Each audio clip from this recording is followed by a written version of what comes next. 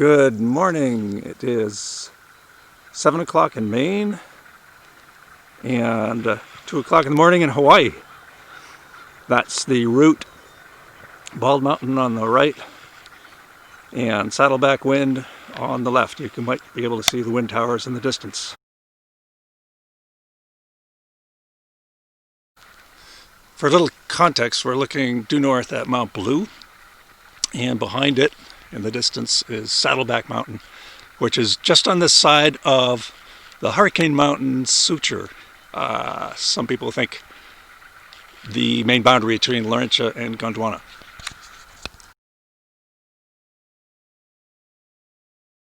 Great. Okay, we took the secret trail over to the northeast ledges, and this is the first of several marker beds. We call it the stripes. It's a distinctive triplet of quartzite beds, and it goes under that tree, and then it's vertical, but after the tree it turns right and flattens out.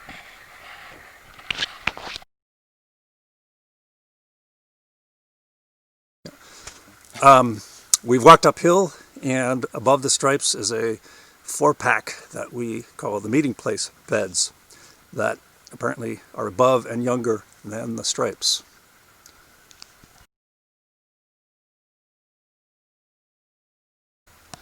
Okay, above the meeting place beds is a very distinctive pair of quartzites.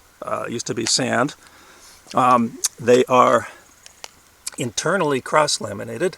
The currents were moving from left to right, and we can trace this hundreds of meters up the mountain.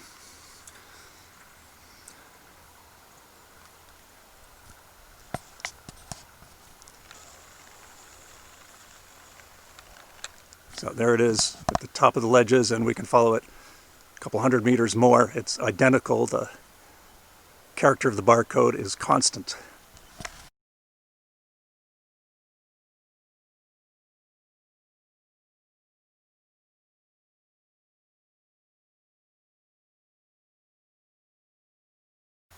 We've moved over to the uphill to the meeting place, and we see a series of graded beds. The tops are almost uniformly to the left, which is to the southeast. These are couplets of originally sand and mud, now turned into quartzite and schist. And we're going to walk over to see the type locality of the meeting place beds. They are right here. There is a distinctive 1, 2, 3, 4 with a triplet at the base. This is the same barcode as we saw over on the northeast ledges, but here the beds are near vertical and topping to the southeast. We can follow these uphill. They are folded, anticline, syncline.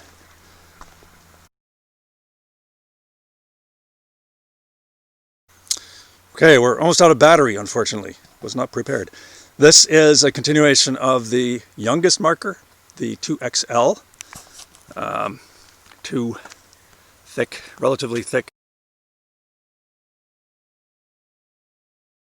This was the eureka moment, discovering a repetition of the...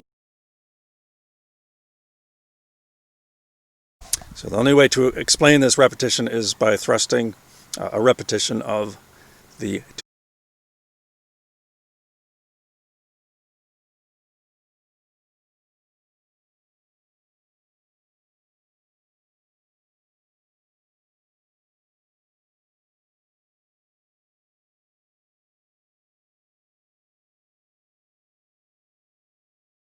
Here we are uphill at an outcrop called the Triangle, and there's a triplet that is the stripes.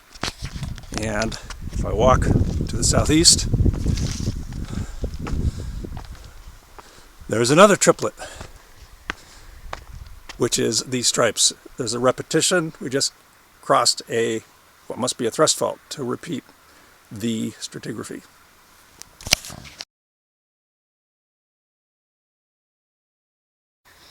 And just to the southeast up section is more of 2XL with its unique barcode.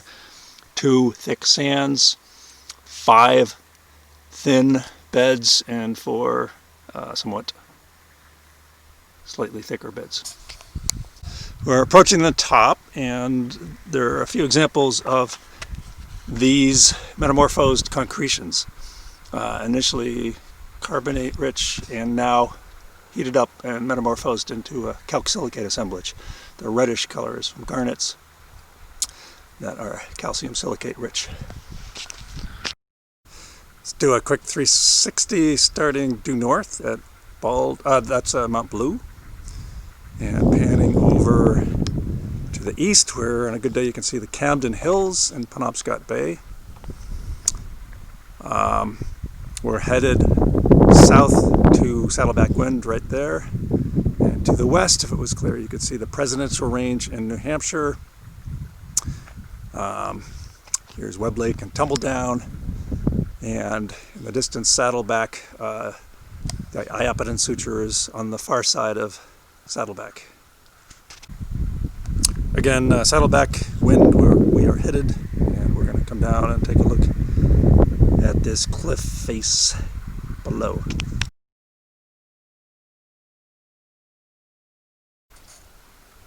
This is a geologist's dream. We're looking northeast, northwest on the left, southeast on the right. The beds are mostly vertical, topping to the right to the southeast, and folded in a staircase pattern. Long, steep limbs and short, nearly flat limbs.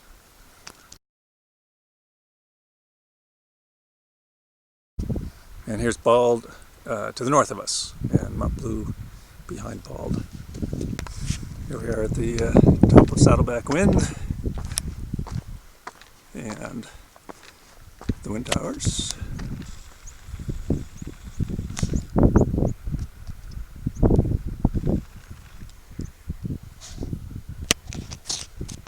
Here we are above the wind farm at the Royal Flush Ledges. I'm standing on 10, Jack, Queen, King, Ace. We walk downhill. Lo and behold, 10, Jack is a 4-pack, Queen, King, Ace. We keep going.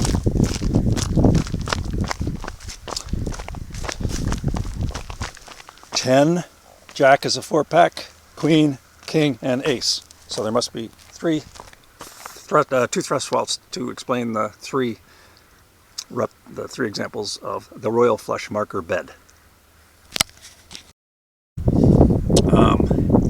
Sediment was conveyed in from the northwest and understuffed like this, and then eventually the sand ridges all top to the southeast and are vertical. That's basically how we think it happened.